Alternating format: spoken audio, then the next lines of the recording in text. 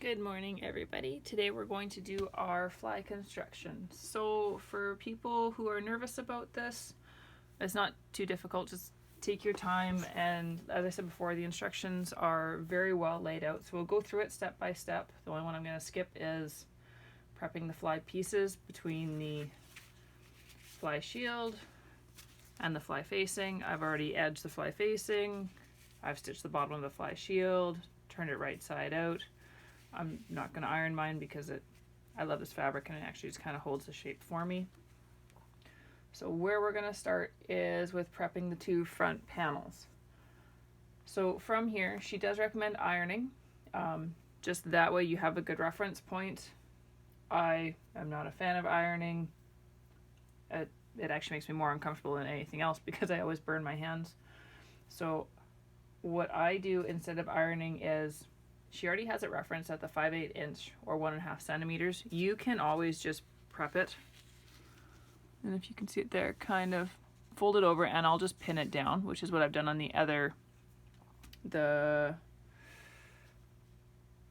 she says to do it on both sides. I've only done it on the front right. I've left the front left just normal here because in the next step, number 6, we're putting on the fly facing anyways, which is also following that same marker point, just offset from the center line. So that's where I'm going to start this morning, is with the front left panel to put in the fly facing. So I have everything marked, just pin it down. You can see that my fly facing is longer than the top of my pants because I did a front rise adjustment where I lowered the front of the pants, which was explained in one of the previous videos. If anyone needs help linking to that video, just let me know and I can send it to you. Otherwise, it is within day 1 of the Sew Along blog, along with all of the other fit reference materials. So we're going to start with stitching this into place like step 6 shows us, and then we're going to do an understitch after we've opened it up like in step 7.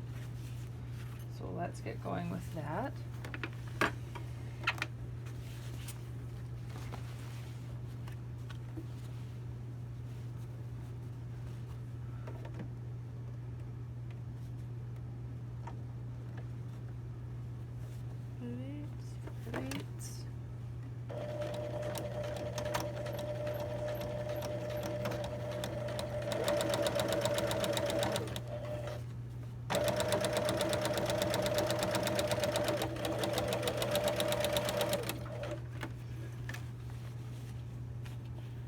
Since we're doing understitching on this, you really don't have to do back stitching. You can if you want to. I started with it just because that's how I do it automatically. Okay, so from here, you open it up and keeping the 2 married seams together, put the fly facing over, and then you're going to top stitch. I did pre-notch mine. You don't have to.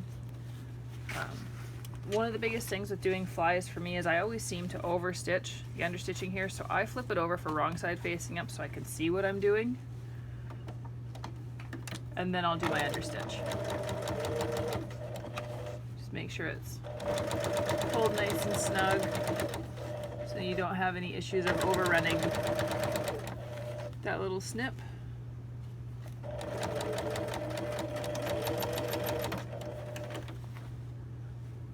Scissors.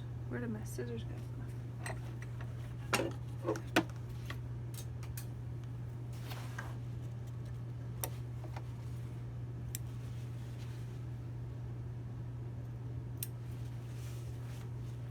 All right. So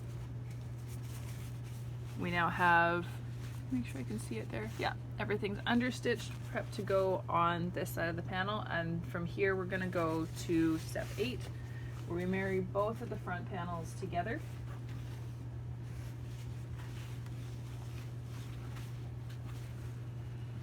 I'll just show you the other side where I did have it reference pinned. I'm going to hold that there just so I have that reference when I marry the 2 panels together.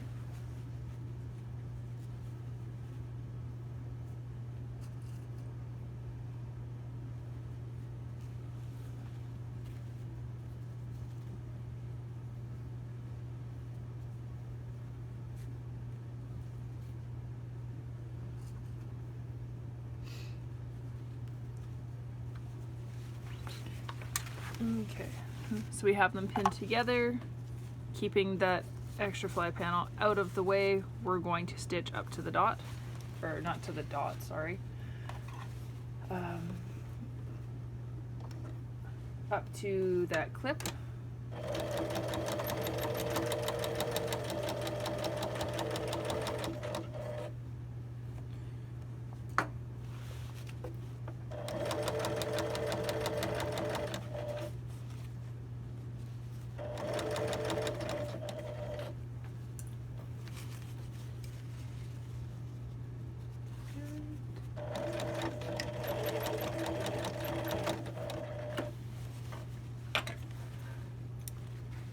Okay, so from here you can either do, as she says, with zigzagging the edge of it after giving it a clip.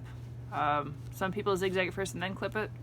That seems weird to me just because you're clipping the stitching, which will then pop out.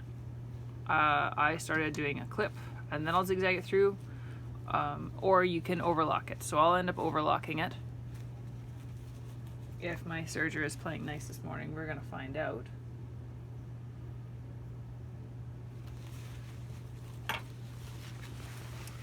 And then from there, you open it up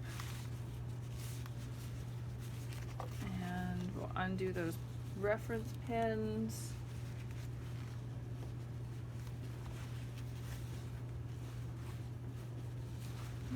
A little bit more of a clip.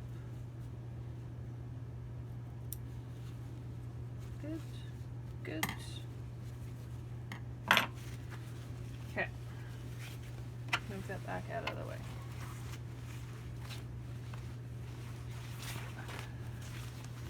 So for step 11, this is where people usually start getting a little bit frustrated just with what comes forward, what comes back. Her instructions are excellent for this part, to show you that this front right side, that little extra piece that's going to hold onto the zipper is going to come forward in front of that fly flap.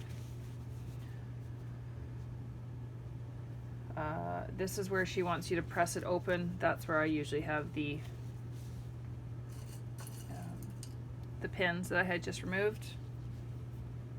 So put those back in just to hold it. And this is important for, she calls it step 12, I would just call it 11 and a half. You want to make sure, like it shows here, bring it over. I realize it is pointing at this, but you couldn't actually see it. So here in step 12, this is really important. If you want to make sure that your fly is going to be straight up and down, make sure right here that the fold for your front right leg is actually lined up with that center line. It's offset from the fly facing, which you can see by a little bit. This is important so that the fly facing will overlap and create a nice pocket for the zipper.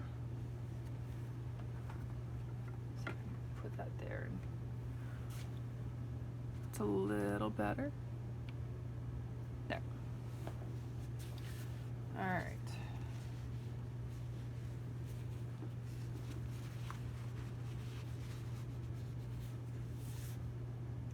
Zipper wrong side. Yep. So now's the fun part. Grab your zippers. I hope everyone chose plastic zippers, especially the coil style. They're way easier to use. If you're like me and only had a metal zipper hiding around, just watch your needles.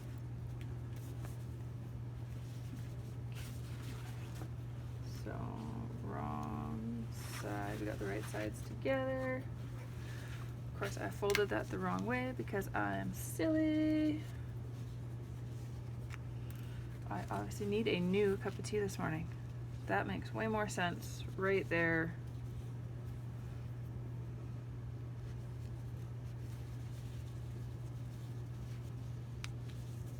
Yeah, that's lining up better. Okay.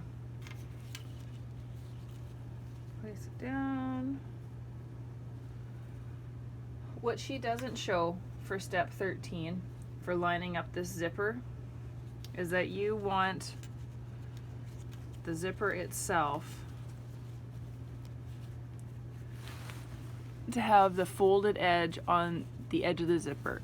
It's really misleading in the graphic because it kind of shows that the edges are lined up, but if you do that, then you're going to have overlap for your zipper and it's just not going to zip very well. So make sure when you're lining it up, it looks like this.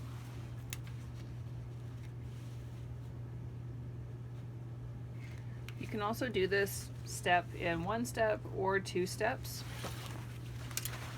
So the way she's done it, she has it folded and is just going to seam it on in 1 single step, whereas most people would open it up, sew it flat, fold it over, and then top stitch it. It's totally up to you on which way you want to do that.